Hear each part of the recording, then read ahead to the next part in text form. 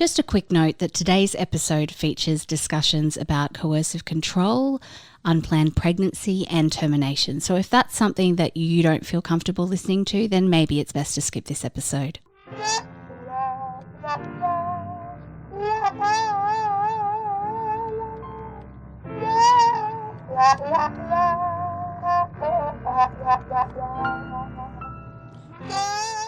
Once again, we look to the cards for an opener.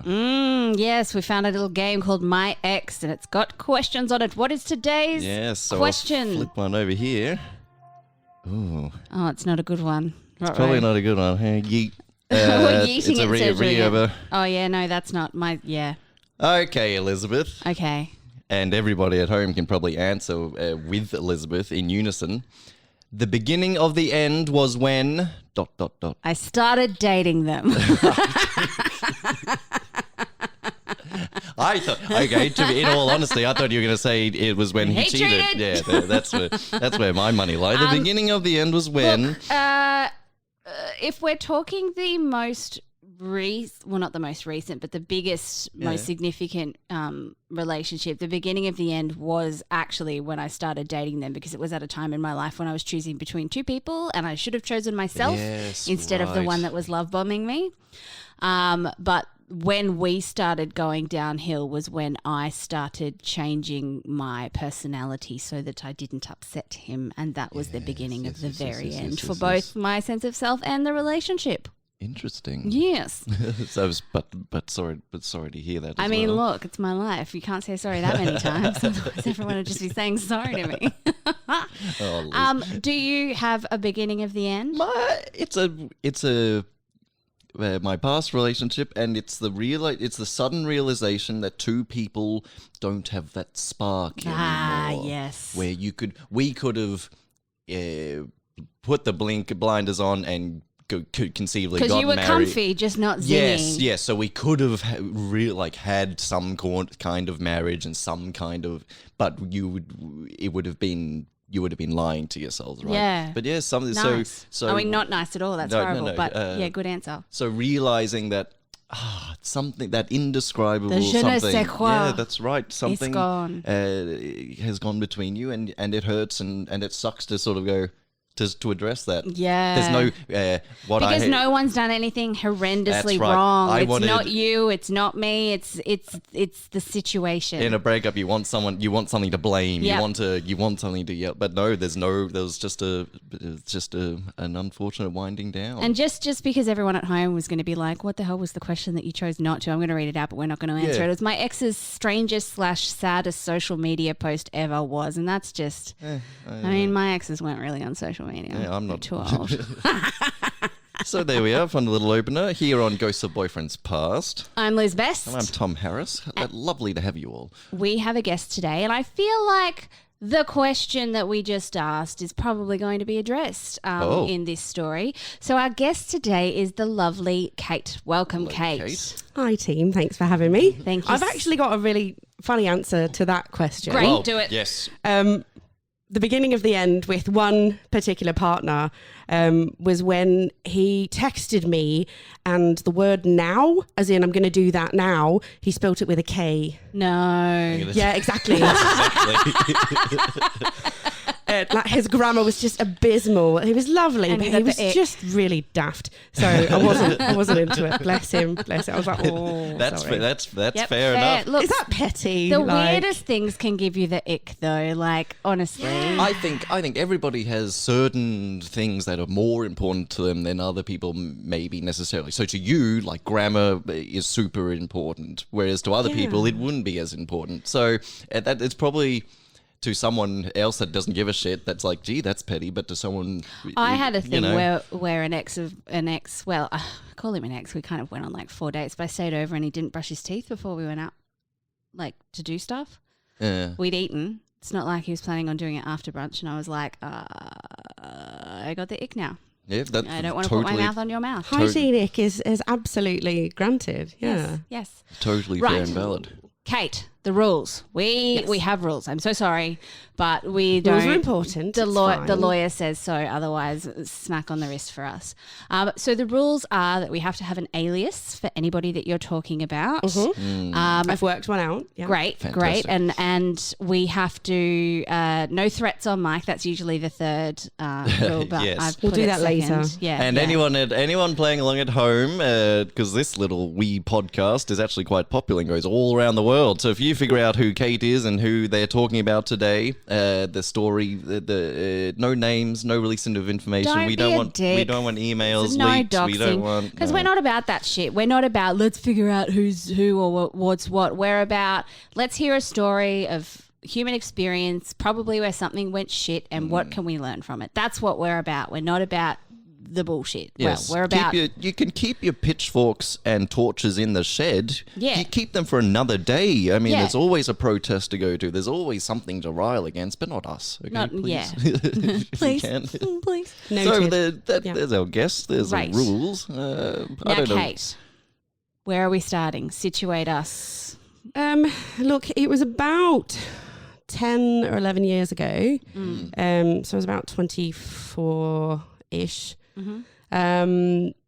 Shall I just dive right in? Yeah, Yeah. dive right in. Right in. Okay. Well, so I've been listening to the podcast a bit lately. Long time listener, first time guest. Love it. And you've been talking about dating at work, and Yes. Yes. this particular person was my direct manager at work. Ooh. Right at like so the My first direct person, manager, like he signed my employment contract when I started, like his name is it, everything.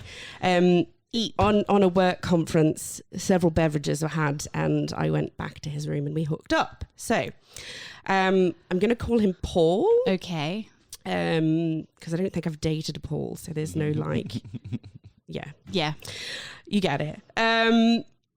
So we started dating, and I immediately had to change departments. Of course. Immediately, Like, of yeah. course. Yeah. You cannot. There are so many ethical violations with dating a direct report. Yeah. And how was that? How was that instigated? Did you? So was that him we or like, you or okay, both? so let's be realistic. We slept together a few times. It was just casual and no big deal. But when we realized that, this might be something a little bit more than just casual sex. Mayhaps, yeah. Okay, well, he then said to me, look, is there another department that you would, like to work in so we can just look at a transfer? Or he said, I can look at a transfer if you're quite happy in your role. And I thought that was lovely that he volunteered to go to another department so Okay. I didn't have to. All right. And I said, look, I'm happy to move because I think that I'd be good at this other job. And he said, well, okay, well, you'll have to apply and interview and do all of that. He said, I can't pull any strings for you, but if you want to do that, we'll do that. Okay, good. I'm like, this is not quite as worrying as I felt like it Yeah, would it's a be wrinkle so of far. suspicion. I felt. It was all really very mature and lovely. And so I moved departments. Sometimes it was still weird because I was still an underling in the company and he was still in the management team. He wasn't my direct manager, but he was still in the management team. So every now and then he would come home really frustrated or upset and not be able to talk about it because I worked with him. It was just, it got a bit messy. And did you put a label on your relationship? Were you partners, or were you still at this stage casually hooking up? Look, we didn't really put a label on Yeah, it until we'd been together for like a solid 8 or 9 months. That's fine. Like it was a while. He had an ex-wife and 3 kids as well. Right. So I didn't actually meet his kids until we'd been together for about 12 months. So I'm guessing because you said you're in your early 20s that this person is quite a bit older than you. He was 12 years older than Right. me. But I mean, I've always thought of myself as a little bit mature sometimes. Yeah. And he was, a 30-ish something man. Yeah. So always going to be 17, essentially. No offense Yes. to the gentleman in the room. No, I didn't flinch, my dear. Yes. I thought he was still in his 20s when I first met him. And then to realise that he was a divorcee with 3 children, I thought, oh, well, I did not see that because he acted younger.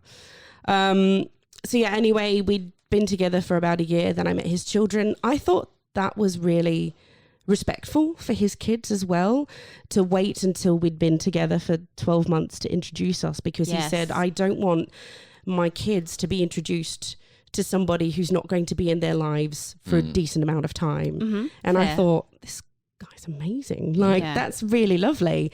And we went to a theme park, which I thought was super fun because the kids were a bit distracted with all of the excitement, and I was introduced as Dad's friend. Yes, so of course we all know that one. This is Daddy's special friend. This is Daddy's special friend.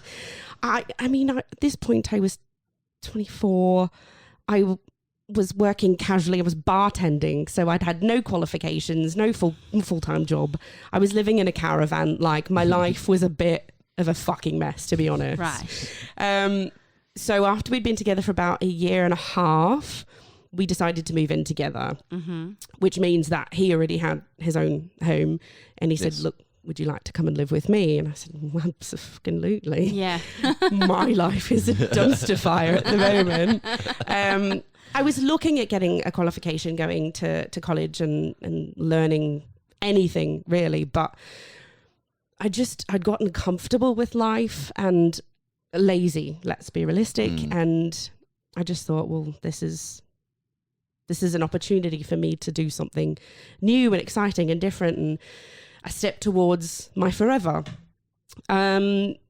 Everything was great. Like, we'd had a really good relationship. Our conversation was brilliant. The way we communicated was wonderful. And like, Liz is kind of waiting for the but here. I can see I always wait your for face the but. wait for the but. I'm like judging each individual thing. I'm like, okay, well, this is not bad. Well, this is not bad. Well, this is not bad. Where's the bad? The big but is 2 years into our relationship, I fell pregnant. Right. He had told me previously, look, I've got 3 kids. That's all I want. So I was at home. I felt a bit off. I felt a bit rubbish. And I took a test, and I was 24, 25, never taken a test before, didn't really, and it was positive. And I thought, fuck, what am I going to do? Like, I don't have any qualifications. Like, I work a bartend casually at night. Like, I can't support a child. And then throughout the rest of the day, I started to get really excited because I thought, well, maybe this is the direction my life is heading in. This can be really exciting. I'm going to be a mum. I'm going to have a family. We'll get married. Everything will be perfect. And Paul came home from work, and I sat him down and I said, look, I've been feeling a bit off, and I took a test and I'm pregnant. And the very first thing out of his mouth was, okay, well, you'll need to get rid of it. Immediately. There was no, well, Kate, what do you want to do? How do you feel about it? Are you excited? How would you like to proceed with this? It was no. There was no allowance for me to feel anything whatsoever. That's awful. I'm so sorry. Here's my position, and it is the position. That was it. Basically, yes. That's really rough. I'm sorry. And I got to try not to get emotional with it. But I can understand. I've put this in a box for so long without processing it. I was numb that night because he didn't give a fuck. He did not care about how I felt about anything. Did you tell him how you felt at that stage? Or No. did you just say, okay? Because I wasn't given an opportunity. Right. It was, well, right, you're getting rid of it and I'll book it. And he did. He booked it for the following week. He said, you're going to have to take Friday, Saturday, Sunday off work. I was bartender. That was, but because he worked, he worked mostly in the office and I moved into a different department. Anyway, I was a bit lost because I thought, well, this is a relationship that I've been in for 2 years with somebody I thought I loved and trusted and supported me. And immediately he's put this brick wall up. That's it. You have no choice. It's happening. So it happened, and it was horrible and it was traumatic, and it was something that I just never ever wanted to go through, but I didn't really have an opportunity or a choice. So After the termination, we kind of fell back into a routine with our relationship. And about 3 months later, I started feeling unwell again. I took another test and I was pregnant again. Fuck. Can you recall at all? Obviously, there's a million emotions when you find it, when you first take the test and find out. But when you find out you're pregnant again and you've got to talk to the same guy again, and you're anticipating as Liz would say, response. my heart fell out of my arse. Yes, I can imagine. I remember sinking to the bathroom floor tiles and I sobbed for probably a solid 3 hours. Oh, you poor lamb. Because I thought, I have just been through this. I can't do it again. I cannot do it again. And I thought, well, maybe God wants me to have this child. Maybe there's a reason that I've fallen pregnant again. The reason I actually found out from my GP later, because I worked shift work, I kept my pills in my car, and this all happened over the summer months. Yeah, you really shouldn't keep medication over 30 degrees Celsius in my car. In Australia, it gets quite hot. Basically I cooked the medication and it was completely fucking useless. Fuck me, I had Terrific. no idea about that. It says on the box, Fuck, I don't read the fucking keep box. it at 30 degrees Celsius or below. It says it on the side of the box. My GP actually picked the box up and went, see here, 30 degrees or below. So that they were useless. And he didn't have any protection on his side. That was all on you. Yeah, because we were in a long-term relationship. We were, safe, and we were just protecting against pregnancy rather than STIs. And so I readied myself for him coming home from work, and I didn't have to say much because he took one look at my face, had obviously deduced very quickly that I had been sobbing for hours, and he went, what's wrong? Because he immediately thought someone had died, because I must have looked incredible. I was puffy and red and like just moist human, just horrible. And I told him, I just uttered the words, I'm pregnant, and he flipped out. He started yelling, you're trying to trap me. I can't believe you've done this again. We can't go back to that first clinic because we'll look awful. And like, it was judgy and horrible. And I just sat there and took it. I just sat there. I'm sorry. I'm fucking furious. Yeah. Like I'm To take the position of you're doing this to me, like, is really fucking poor. dare he? How dare I get pregnant unwillingly again? I'm sorry. He impregnated you. Oh, you I'm can't aware. do it by yourself. But I mean, this was Fuck. back when I didn't want to rock the boat. I didn't want to upset anybody. And so he said, right, well, you're going to have to book it in this time because I'm not booking it in. And this was 10 or so years ago when it was a bit more difficult to book a termination. So we had to go interstate to another clinic because there was only one clinic in the town we lived in that performed pregnancy terminations. So we had to travel a bit. And I remember when I booked it, I was sitting in a supermarket car park in my car, and I booked it over the phone, and I hung up and I just cried because I thought I would have been 7 or 8 weeks pregnant at that point. And I just remember saying to myself, I can't believe I'm going to have to go through this again. I don't know how much detail I can go into You regarding. can go into as much or as little as you'd like it's to, your and we can story. put Yeah. appropriate trigger warnings on the start of the episode. Well, there's 2 ways that you can do a termination of a pregnancy, and the first one is they call it a medical abortion, and where you take 2 tablets, and the first tablet ends the embryo's life, and the second tablet basically makes you have a period and gets rid of everything. The second one is a surgical termination, and that's what I had both times, because he said, well, I don't want you to like have a period and wipe and have to see it and then be all emotional. And I just thought, okay, whatever.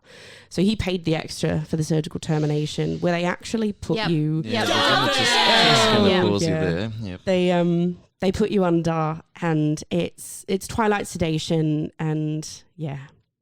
So in the space of 4 months, I underwent 2 abortions and stayed with him because I said to myself, he's been really supportive through this really difficult time. Looking back 10 years ago, I want to punch myself in the face and go, I know there's no threats on mic, but I'm punching myself. It's fine. Retrospect, Kate, it's fine. But I just want to shake myself and say, you were just completely manipulated by this other human and you allowed it to happen. And I was just an emotional mess. Like, it took me a while to physically recover from the terminations because it puts a lot through your body. But I put them in a box and I locked that box and I put that box right to the bottom of my soul and thought, I'll move on from it. It's fine. He then said to me, well, this can never happen again. So I'm going to go and get a vasectomy. And I thought, okay, fine. If that's something you want to do to your body, fine. I'm not going to stop you. Can I just say, like, I'm fucking furious right now because I wouldn't go back and shake you. I'd go back and I know no threats on mic, whatever, but I would go back and shake him and tell him to go fuck himself. Like, that's past me. Like, I'm not going to go find him now and do it, but like, no. Holy shit, I am so fucking sick of, well, let's just say it. I'm so fucking sick of men thinking that they can have any jurisdiction over women's bodies. Yeah. Either way, like, I wasn't given a choice. I was absolutely not given a choice. 100% in favour of women being allowed to choose, right? I am 100% in favour of being women, not being allowed to, but being responsible for their own bodies. And the fact that you had terminations that were against your will is fucking disgusting. I remember sitting in the clinic and they handed me the consent form and I hovered over it because I did not want to sign it. Because beforehand they do an ultrasound to make sure there's something in there. They make you look at it too. Yeah, they make you look at it. Just in case anybody who's listening is not aware that when you go for a termination, and this is not because I have had one myself, I took a dear friend to have one, and she was beside herself because they make you look at the ultrasound before they do the termination. And then afterwards, what they said to her is they said, you should be fine, just take some Panadol. And she had a surgical termination. Oh, absolutely, yeah. You should be fine, take some Panadol.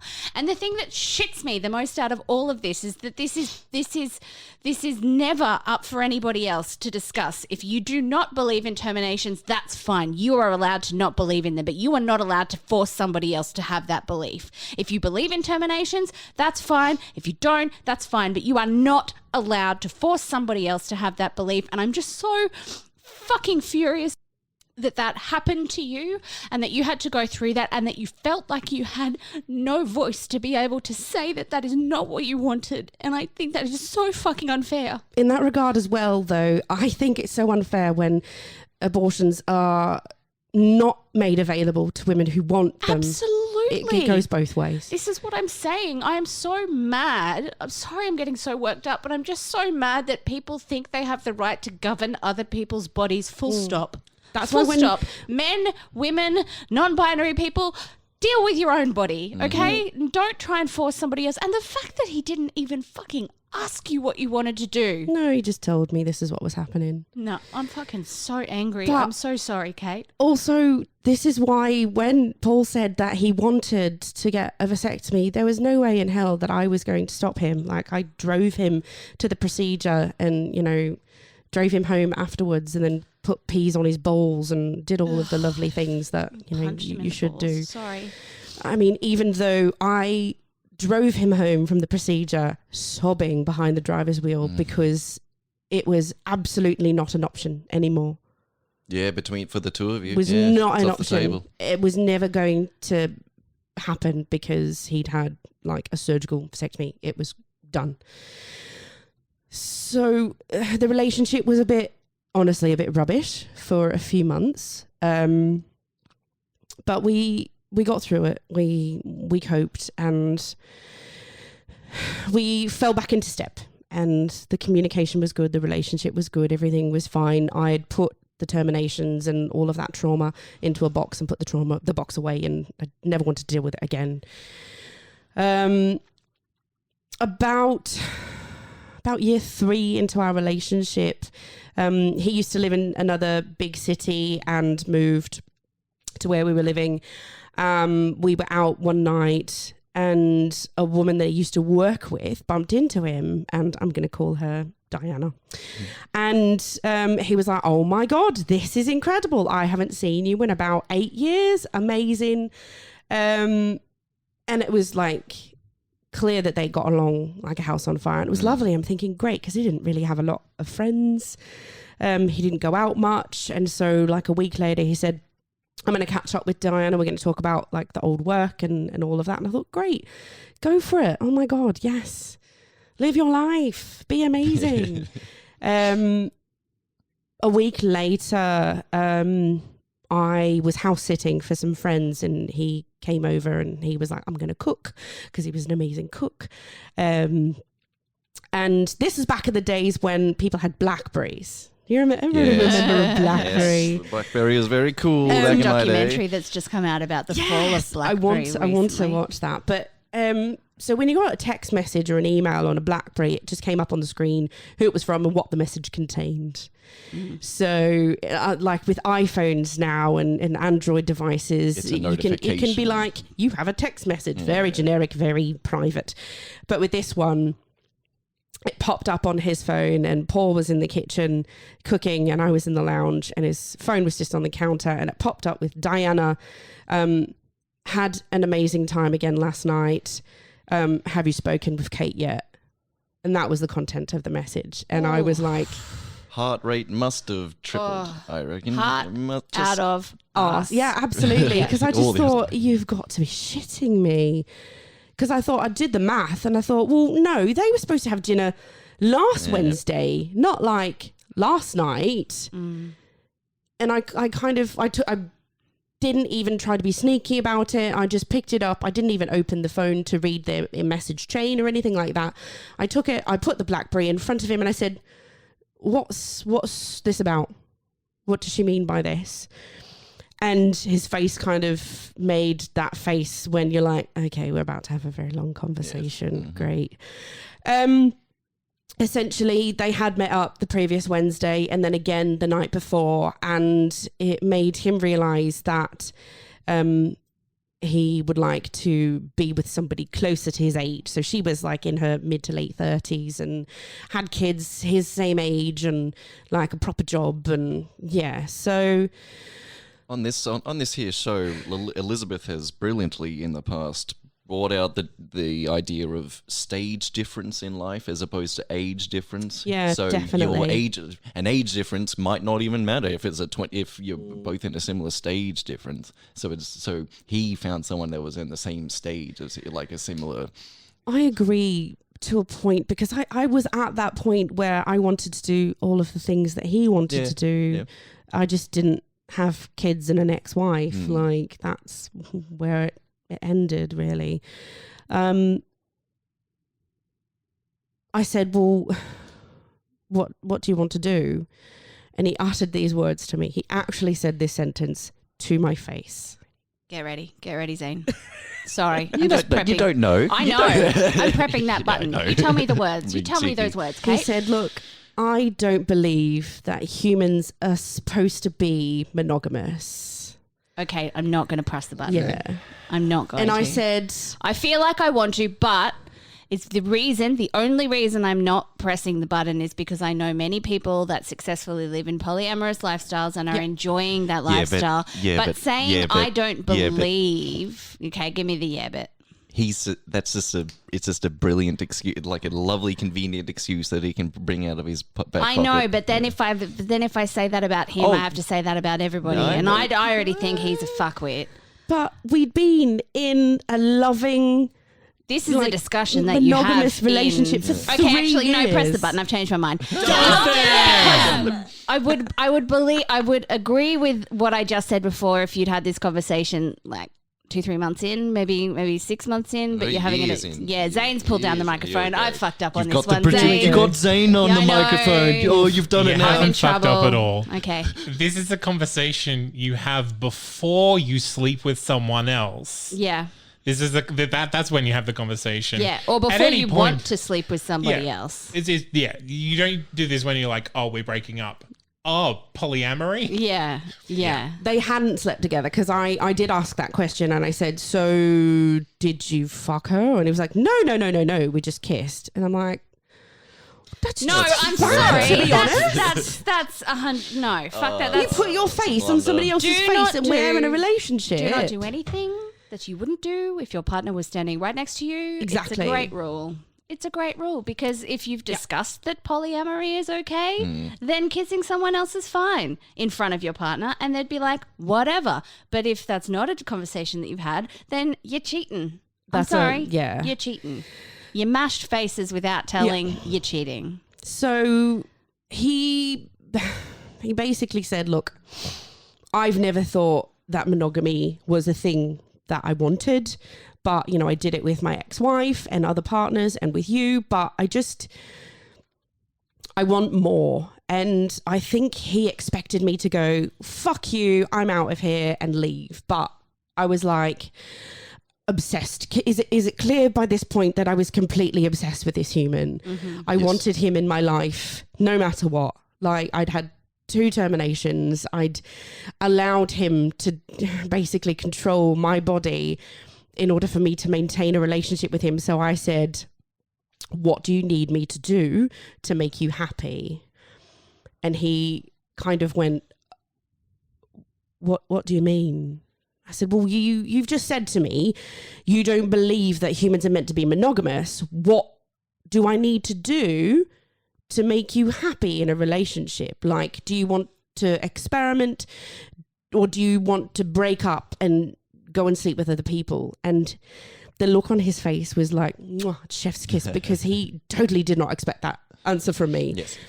He was expecting me to flip a table and leave. And, and I was meeting him halfway and he kind of went, oh, I don't have Kate, you weren't meeting him halfway. You were meeting him exactly where the fuck he was. He didn't have to move at all. I'm sorry, my love. But he was expecting, in his mind, he was probably going, all right, I've been caught here.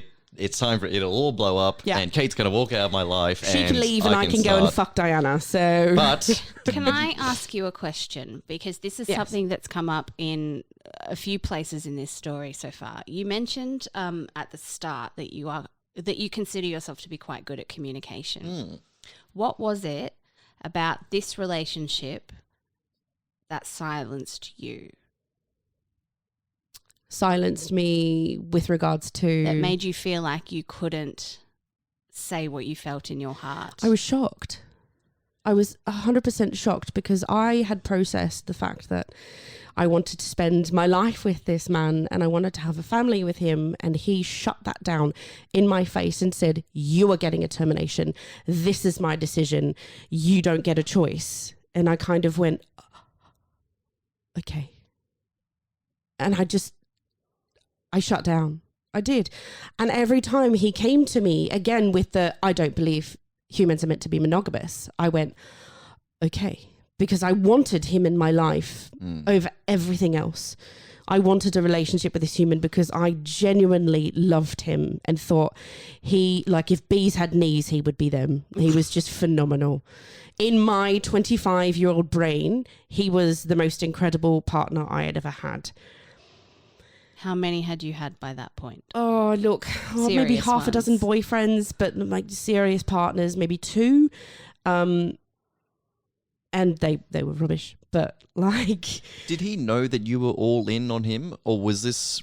Did you keep it to Tom, yourself? But I just hard to know. Maybe I don't know. Okay. But anyway, so he was a bit taken aback by that, and he said, "Well, I would like to maybe experiment with swinging and maybe partner swapping, and there are some clubs and some places that we can go to."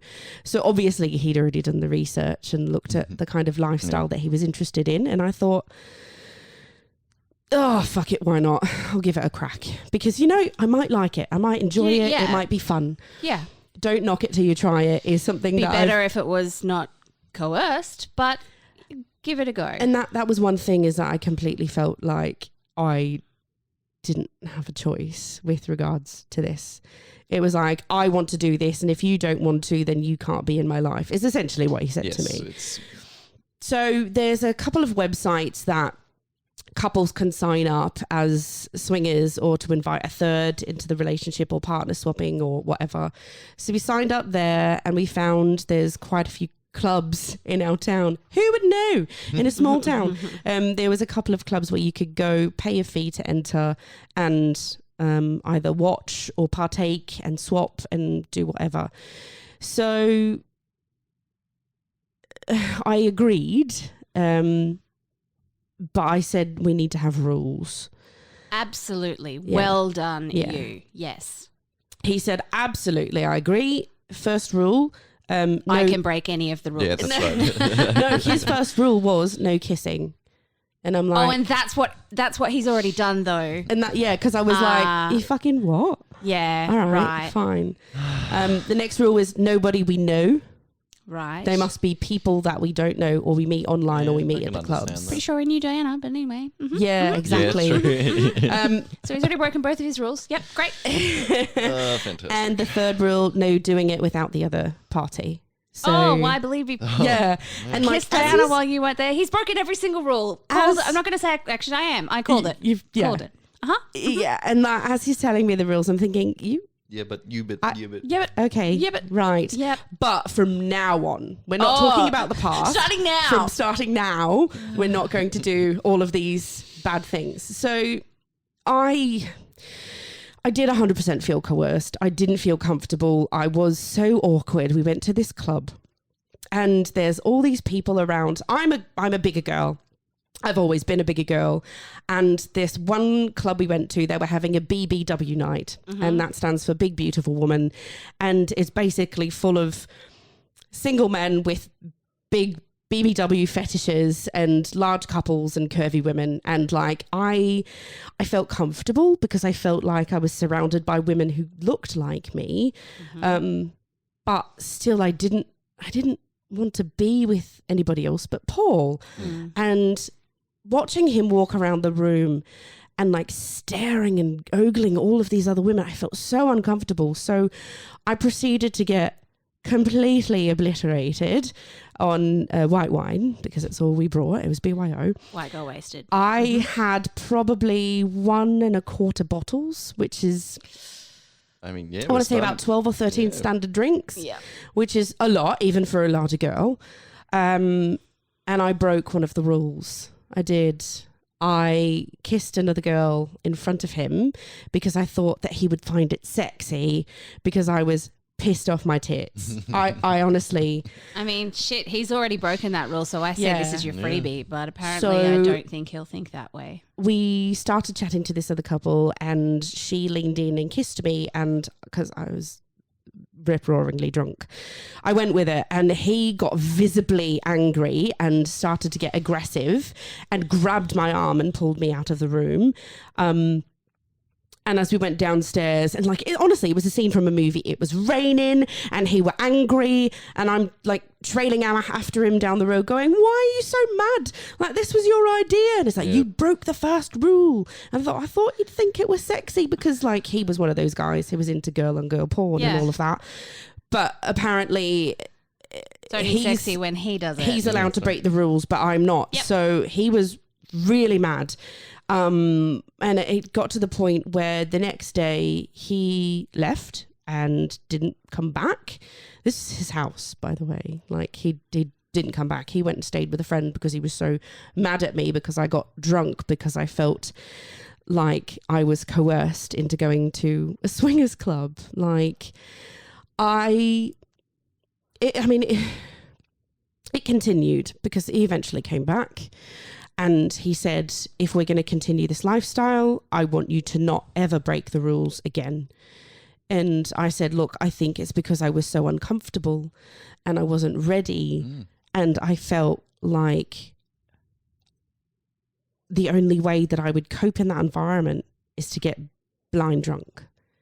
Well done on attempting to articulate this, those thoughts and feelings to him. Good on you. My biggest concern at that point was, at what point is this not consent?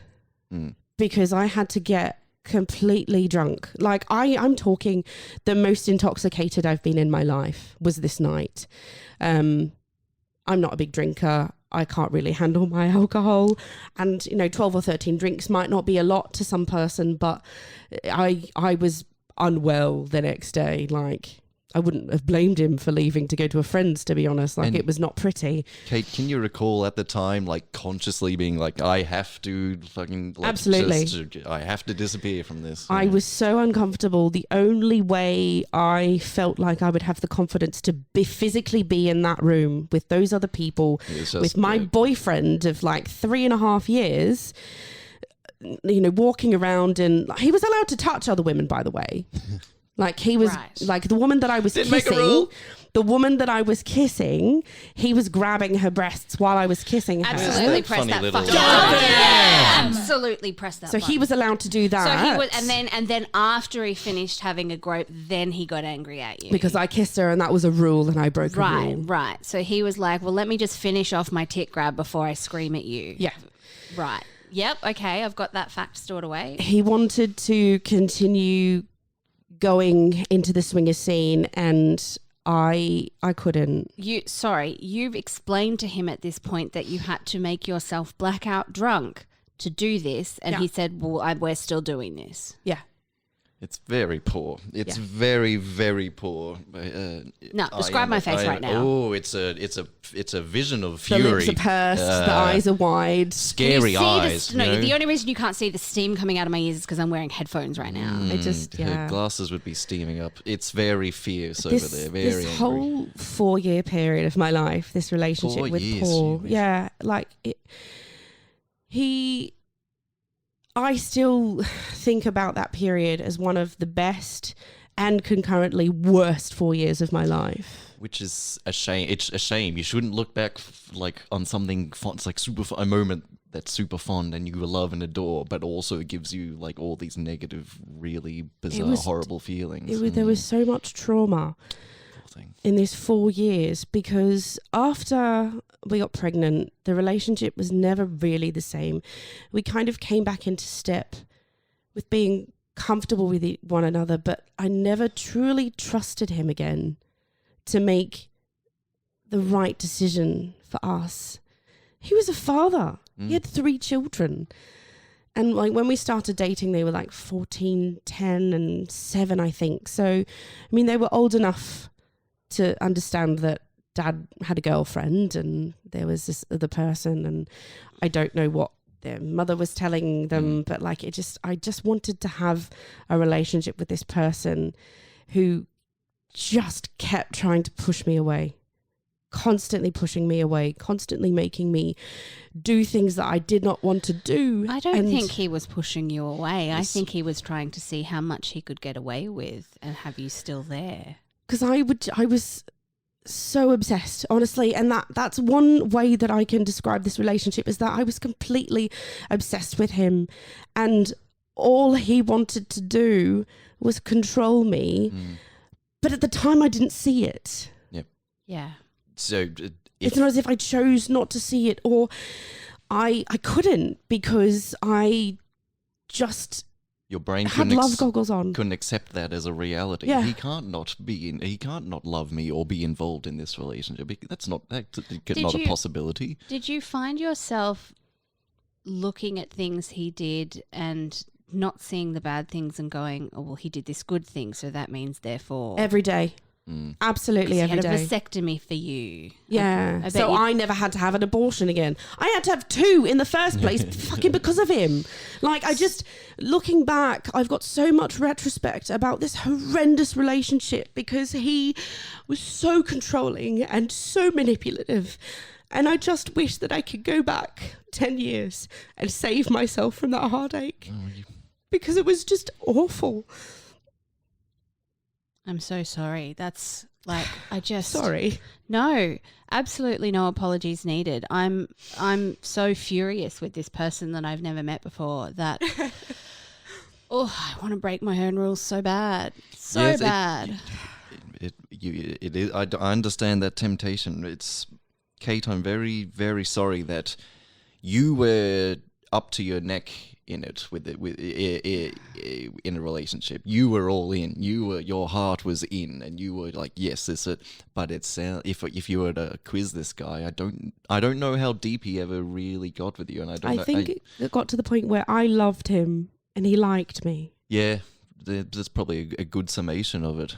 You're like, to be honest, after 4 years, that's not fucking enough, mate. No, it's not good enough. Yeah, everybody, it's not enough. Gee whiz. How it ended, I'll basically, the communication was broken from then. And what actually ended the relationship is one of my best friends got pregnant, and my little ovaries went, oh, maybe we want to have children someday. And I thought, well, I can't with this person. And we sat down and I said, look, I don't right now want to be a parent, but I might want to be in the future. And he said, well, that's not something I can give you. So that was it. It was a very mature breakup. There was no mad packing and table flipping and fighting. It was like, I've decided that one day I want to be a parent. He said, I can't give that to you.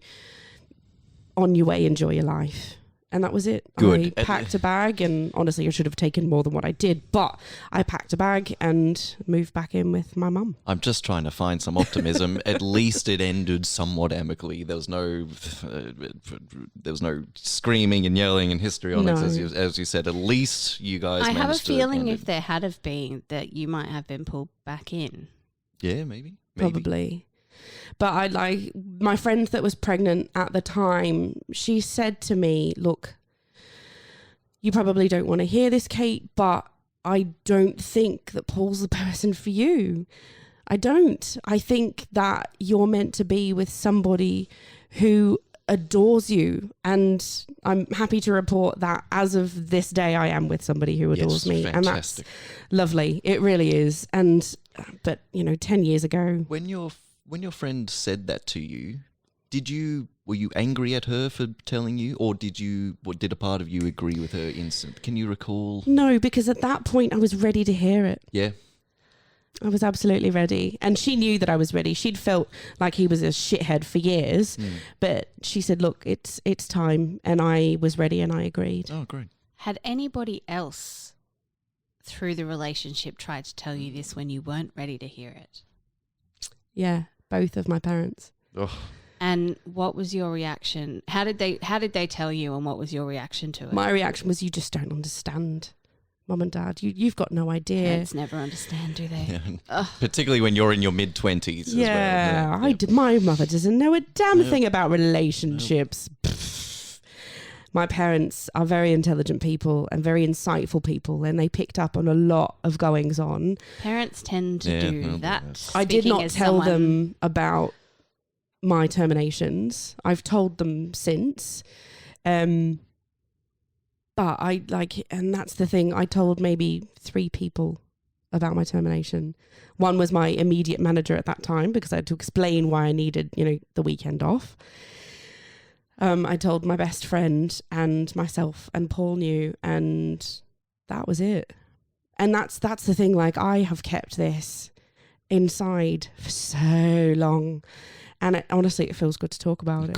Good. It really does. I'm glad. I'm really this glad. is cathartic as fuck. Thanks, guys. Because you went through some suffering along in the history to get to this point. So I'm glad that unleashing it and letting it out can help in some regard. That's what we're here to do. Everyone's got a story, basically, and all stories are valid, in my opinion. I never thought that I'd go through so much in one relationship. There was just ups and downs and ups and downs and ups and downs. But then the fact that it ended so amicably, as you said, it was no fighting, no yelling, no screaming. It was just we want different things. Have a nice day. Bye-bye. And the thing though with that is that's I don't know if we're getting into lessons learned. Yeah, let's trundle into lessons learned. That's a conversation that needs to happen right at the start of a relationship.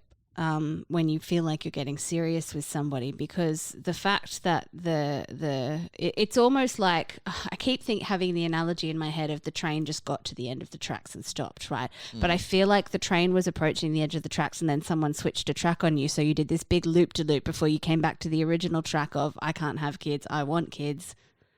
Stop. When we initially got together, I was 24. Like I didn't want kids. We haven't got that figured out back then, and like you still feel like shit. Sometimes in my 30s, I still feel like a child that needs to go home to mum. Absolutely. I ring my mum every day, sometimes to chat, be like, "What'd you have for lunch today?" And she's like, "I don't fucking have time for this, but tuna sandwich." I went over last night because I was a bit sad, and she gave me some schnitzel, because schnitzel is our love language. Oh, No, it's just food in general is our love language, and I just needed a bit of a hug, and I went over. Like, sometimes I can't manage my own life and I want to go to mum for it. That's just what happens. Absolutely. But at 24, absolutely, I felt like by the age of 24, my mother had a 5-year-old. That was me. Thank you. Oh my God. I know.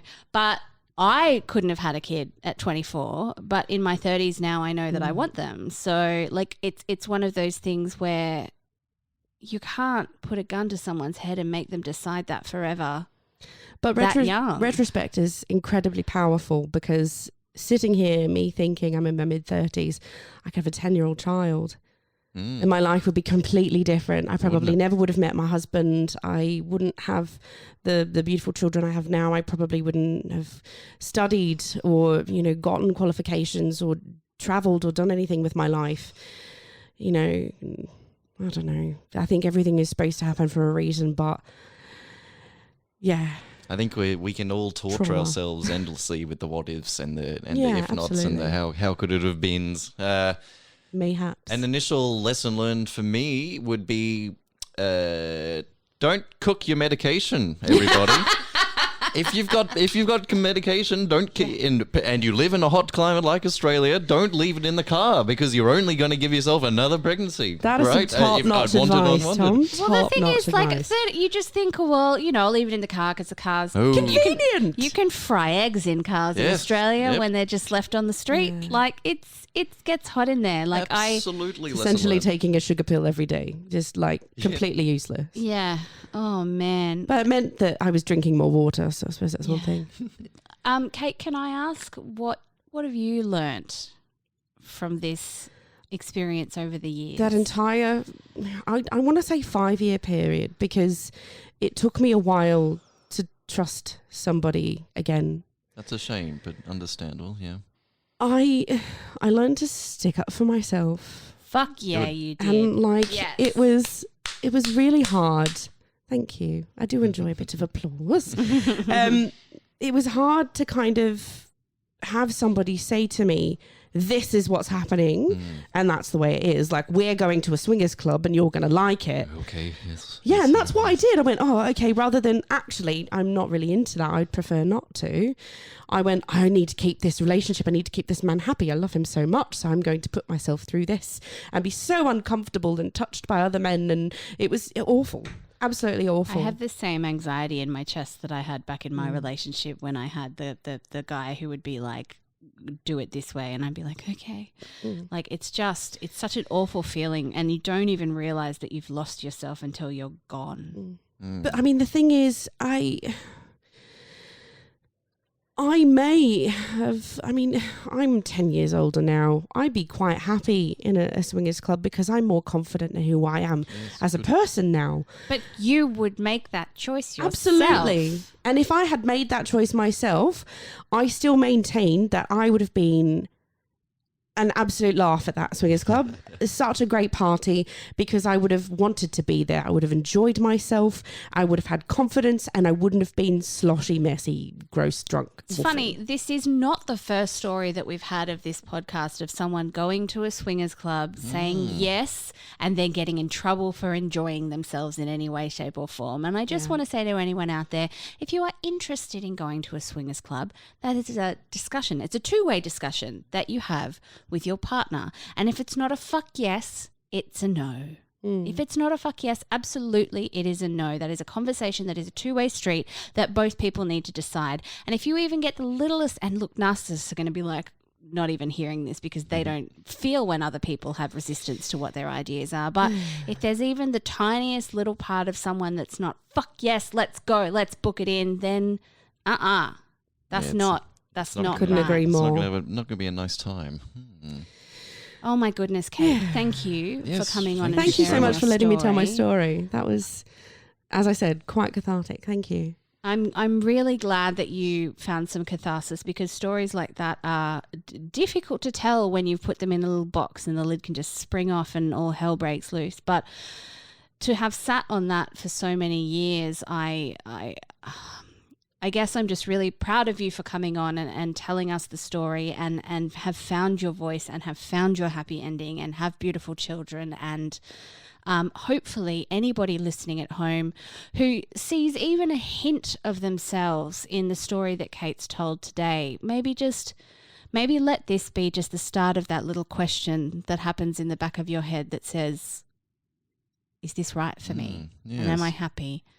Am I happy or am I making someone else happy? Yes, I know. I don't need to imagine. I know that Kate's story will resonate with our audience. So I hope it stays with you for a day or two, everybody. It's an important, weighty one with all kinds of interesting little tickles of issues strewn throughout it. So yeah, ruminate, everybody. Think it over, mull it over. See how it applies to your life or other people's lives that you know. We thank you for tuning in to listen to Ghosts of Boyfriends Past. As usual, those of you that are regular listeners, if you just drop in every so often, love it as well. We really appreciate it. If you have any story, feedback, questions, Do you want the catharsis? anything at all. If you've got something that's been weighing you down, you want to get it out, come and record with us. There's no obligation for us to air it. If you get to the end and decide it was too much, I don't feel like it, that's fine. You can slide in under the guise of anonymity as well. You don't need to come on we've got here. options. We've got options. We can help you. We can read the story out for you. But the main thing is that if you think that somebody else could get something from your story, we're here to help you get that out and write to us at ghostsofboyfriendspast@gmail.com or go to that'snotcanon.com/ghostsofboyfriendspast. Thank you so much again, Kate, for joining us and sharing your story. We're so appreciative. And look, just remember, don't let anybody tell you what the fuck to do with your body, ever.